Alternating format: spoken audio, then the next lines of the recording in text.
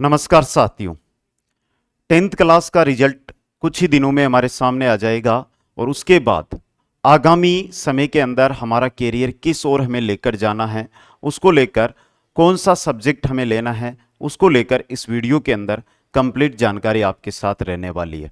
तो सभी साथी जो साथी इस वीडियो के माध्यम से हमारे साथ जुड़ रहे हैं, शुरू से अंत तक इस वीडियो को ध्यान से देखें।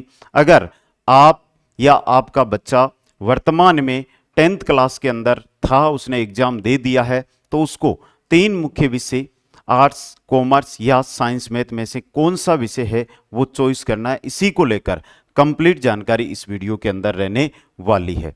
तो जुड़िएगा सभी साथी शुरू से अंत तक। और इस वीडियो को अगर आपका कोई रिलेटिव, अगर आपका कोई दोस्त जो 10th में है, उनके पास भी शेयर कर सकते हैं, जिससे वो भी इस वीडियो के माध्यम से कंप्लीट जानकारी ले सके। दोस्तों, 10th के बाद 11th सब्जेक्ट सिलेक्शन कि कौन सा सब्जेक्ट आपके लिए सुनहरा भविष्य है वो लेकर आ सकता है। यहां पर एक चीज सबसे इंपॉर्टेंट रहेगी, वो रहेगी बच्चे की रुचि। उसको आर्ट्स पढ़ने में रुचि है, कॉमर्स पढ़ने में रुचि है, या साइंस मैथ पढ़ने में रुचि है, या जो उसकी रुचि है उसी के अनुसार उसका कैरियर है वो तय होता है। तो सबसे मेन चीज होती है वो होती है उसकी रुचि। रुचि के अनुसार ही बच्चा आगे बढ़ता है। आगे देखिएगा, सबसे इंपॉर्टेंट चीज, 3 मुख्य विषय साइंस, कॉमर्स और आर्ट्स है, और इनके अंदर कौन से विषय के अंदर लेना है। तो सबसे पहले जो मैं बात करूंगा वो करूंगा विज्ञान विषय की।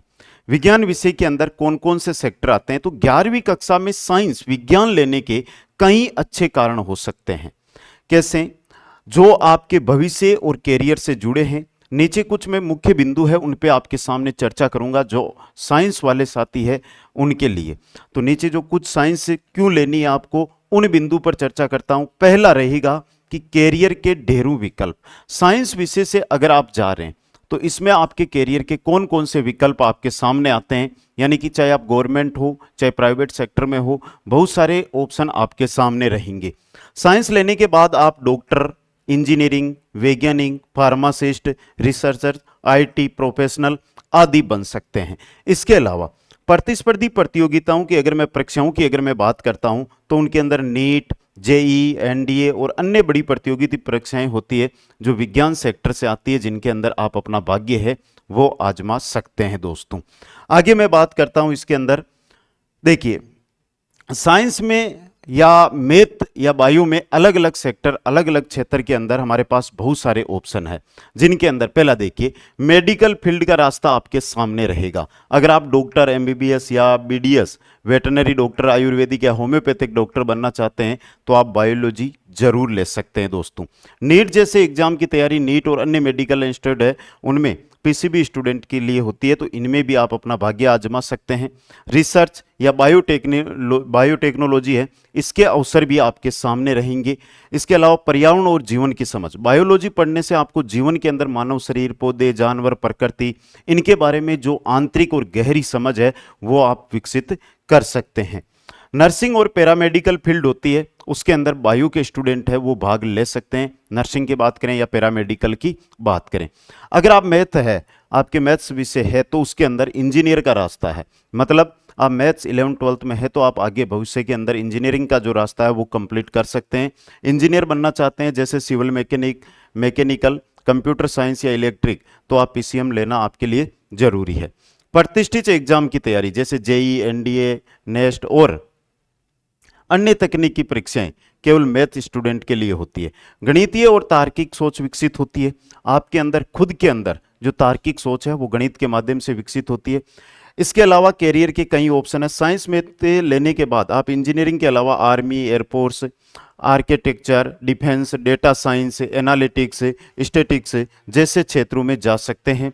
इसके अलावा मैं और बात करूं तो आप मैथ साइंस दोनों से ही गवर्नमेंट जॉब के अंदर, जो से मैं अगर मानता हूं शिक्षक भर्तियां हैं या अन्य कोई भी भर्तियां हैं, उनके अंदर भी आगे की पढ़ाई करके अपना भाग्य है वो आजमा सकते हैं। दोस्तों, तो इन सभी के लिए भविष्य में टेक्नोलॉजी के अंदर धीरे धीरे हम देख रहे हैं कि जो देश टेक्नोलॉजी में आगे बढ़ रहा है वो ही देश आगे बढ़ रहा है, तो टेक्नोलॉजी सेक्टर भी आगे बहुत काम में आपके आ सकता है। दोस्तों, आगे देखिएगा, नेक्स्ट जिस बिंदु की मैं बात करता हूं,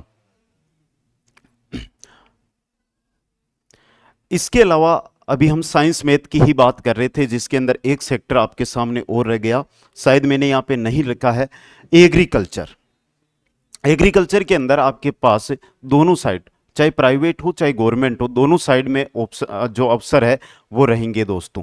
जेईटी का एग्जाम देके, बीएचयू का एग्जाम देके आप शानदार जगह जाकर अपना कैरियर है वो स्थापित कर सकते हो। इसके अलावा गवर्नमेंट क्षेत्र में आज के समय में सर्वाधिक वैकेंसी जाती है, वो किसके अंदर आ रही है? एग्रीकल्चर विभाग के अंदर आ रही है दोस्तों। और एग्रीकल्चर विभाग में वर्तमान में ज़्यादातर बच्चों का जो रुझान देखने को मिल रहा है वो भी एग्रीकल्चर को में देखने को मिल रहा है। अब अगली बात करते हैं, देखिए आर्ट्स, यानी कि आर्ट्स क्यों लेनी है, आर्ट्स से हमें क्या फायदा हो सकता है।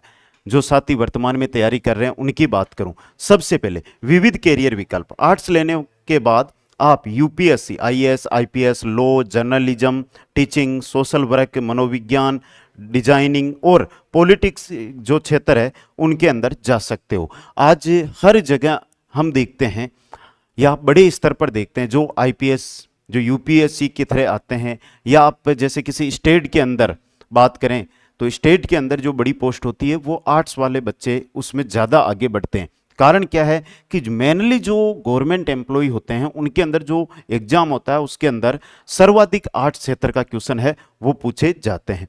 सोचने और समझने की गहराई, जैसे आर्ट्स विषय है जिसमें history, politics science, sociology, philosophy, psychology आदि आपको समाज, राजनीति, मानव व्यवहार और दुनिया को समझने की गहरी है वो उम्मीद पैदा करते हैं दोस्तों।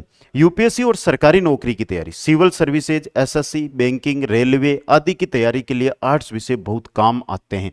इसके अलावा ये कुछ भर्तियों के नाम है, लेकिन आर्ट्स विषय से ये मान के चलो कि किसी भी भर्ती में हो, आर्ट्स वाला स्टूडेंट हमेशा एक कदम आगे रहता है। अगर आप गवर्नमेंट क्षेत्र में अपना भाग्य आजमाना चाहते हैं तो इससे बेस्ट सेक्टर आपके लिए कोई नहीं होगा। यानी अगर गवर्नमेंट क्षेत्र में आप जॉब पाना चाहते हैं, गवर्नमेंट में आप लगना चाहते हैं, तो आर्ट्स विषय आपके लिए काफी फायदेमंद रहेगा दोस्तों।